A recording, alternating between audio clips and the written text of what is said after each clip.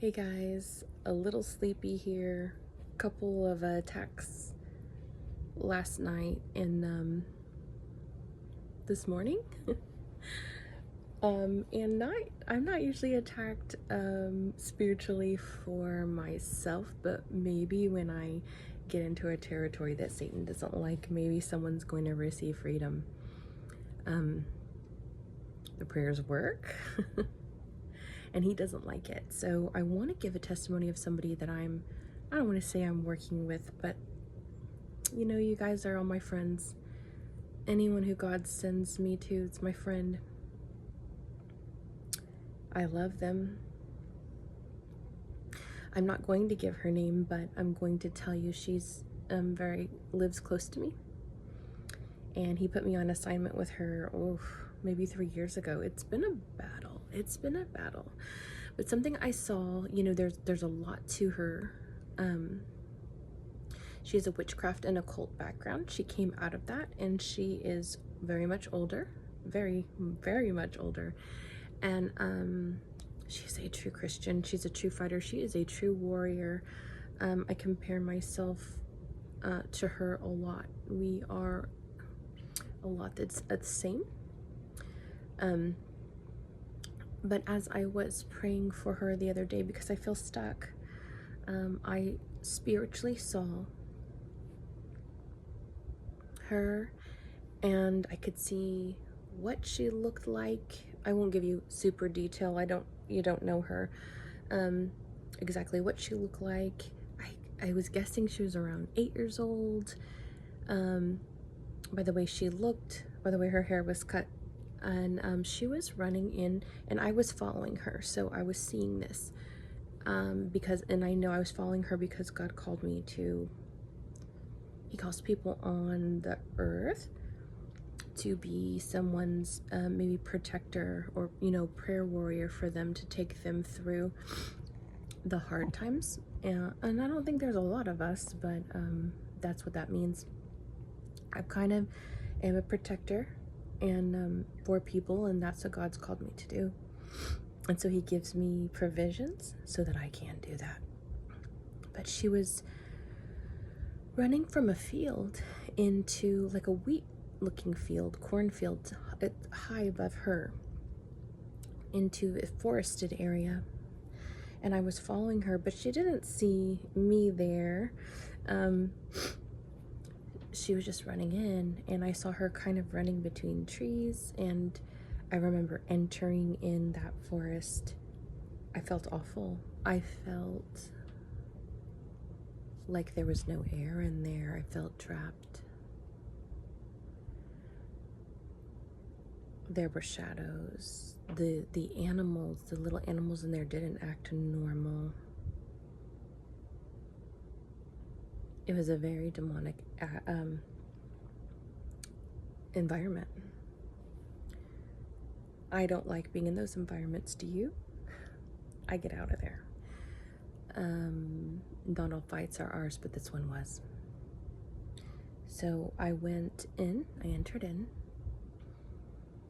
and followed her, and found her hiding in a large tree. There was a hole, kid-sized, in the tree, and she ducked in and ran in, and she's hiding in there.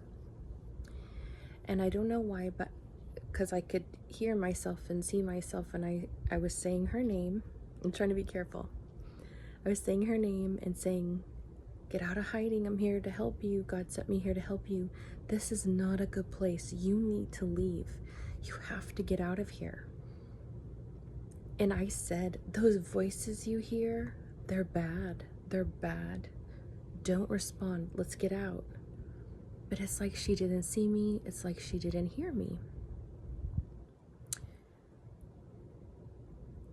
And I asked God, why can't she come out of here? Why can't I get her out of this forest? And he said, the next step's on her. You're just stuck there. When I go back and look, because I can replay what I see, and anytime I want, I'm still standing by that tree waiting for her, and she's still hiding. So a couple of days ago, I called her, we talked, and I said, hey, I'm going to tell you what I saw, because she was telling me that so many things are attacking her right now, and the demons in her home and inside her are being just like annoying. And so I don't know if you've ever had this happen, but they'll do things like turn on your curling iron, throw dirt on your floor, push your car while you're driving. The demons with her have been trying to kill her for forever, but God has had his hand on her, which is amazing. She will tell you I should be dead, but God's rescued me, and he has. I see it. She has so many angels, but they were doing tricky things like that. And what was happening is she's tired, she's overwhelmed, because even with little things, obviously the car not so little, but with little things happening, them tricking you in your home, it is so exhausting and it's so frustrating, and it's to tear you down, right? To break you down to where you just don't trust God anymore.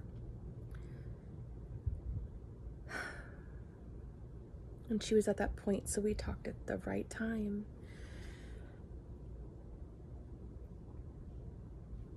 I told her what I saw, and I said, what does this mean? Why the forest? Why am I here? Why are you here? Why are you hiding? What is this? And she told me, I know my age, described me, and I told her what she looked like. She said, at that time, and this is physical realm, her dad had done a horrible thing to her. And I'm sure you can guess what that is. And he was a drinker and also beat her mom. And she was little and she used to get scared. And there was a forest behind her fields, and she would run into that forest and hide. And she said, I was so comforted in there because some supernatural beings would talk to me and they comforted me. They were not comforters. The comforter is the Holy Spirit, and the Lord's angels can comfort you, but demons don't comfort you. It was a false sense. And from that time that she entrusted these entities, these dark shadows in the forest, they took that legal stronghold and have been controlling her ever since. She went into witchcraft from there. She said she was psychic. She said I could start seeing things young. I could tell people what was going to happen to them and whatever. There's so much. She's so interesting, and I can tell you more, but look what they opened it up to. She joined the occult. She astral projected. She was, I could go very far. Understand, this ruined her life. Her father did it. Now, she did have a generational line of things in Catholicism, but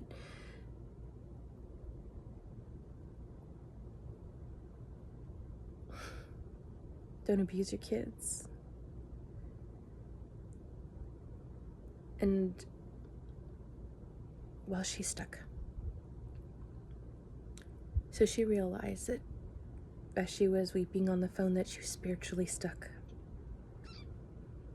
And she, in her mind, she's a child and she's still stuck in that forest. And you know what? These entities have never left because she's never made them. Because she's still stuck there.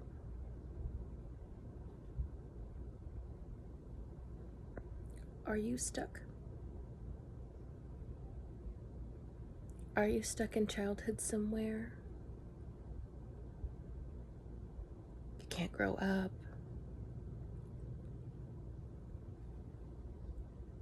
The demons around you won't leave you alone. They stay in your house. They trick you and torment you and tell you awful things. Hers do. For a while, when I was going over to visit her, they would tell her that they were going to kill me on the way home and to kick me out of her house. And she would tell me, weeping, I don't want to do this, but they're telling me. And I said, rebuke them. I did. Every time I go there, I anoint her house and I tell them to leave.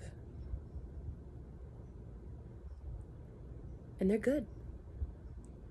She will say for 2 days she's good and she's living her best life. Then they return.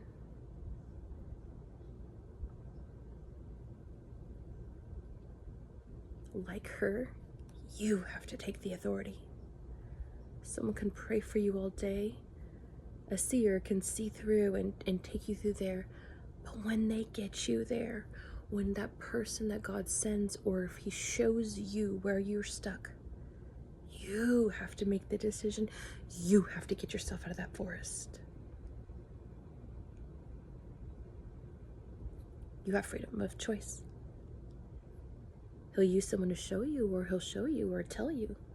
But you've got to get yourself out of it. You have to confront Satan and say, I'm done.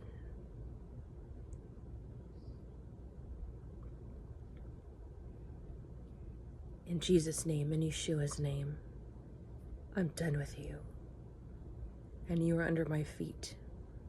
And I was given authority over you when he died on the cross for me. And I'm taking back my life. You can't have me. You can't have it.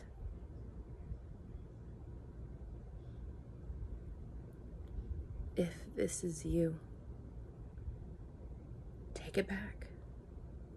There will be no more tricks on me. You will not take my life, and you will not tell me ugly things in my ear about me. My life is my own. I live for the Lord, not you. And he's given me all the authority. I know it sounds like it's simple, and I promise you, you will have a fight on your hands. I promise you. But it's so much better when Jesus is in charge.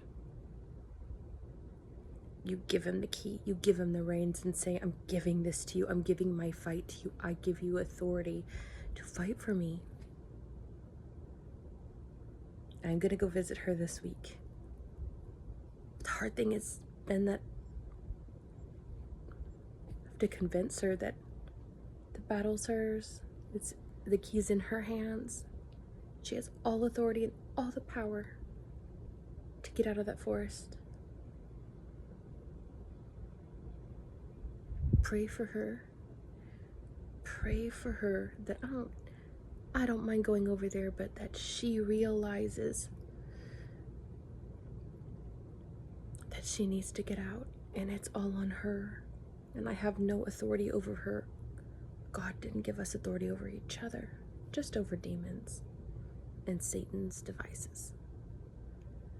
I pray the same for you, that you get out of it.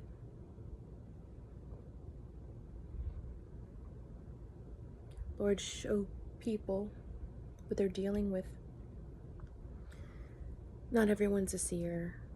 Not everyone can hear your voice, but show them, like Elisha and his servant, show them for a moment, a brief moment, where they're stuck, where they need to get out.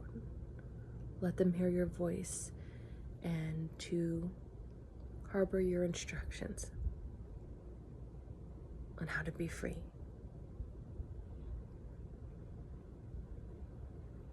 Again, let me know if I can pray for you. This is a very, very important message that I know many of you are dealing with this. And I wanted to give you an example of somebody. And God is never the one that takes your freedom away. He's the one that gives you your freedom. Satan harbors ill will towards you and takes your freedom when you give him just a little open door. And sometimes you didn't even do it. A parent may do it.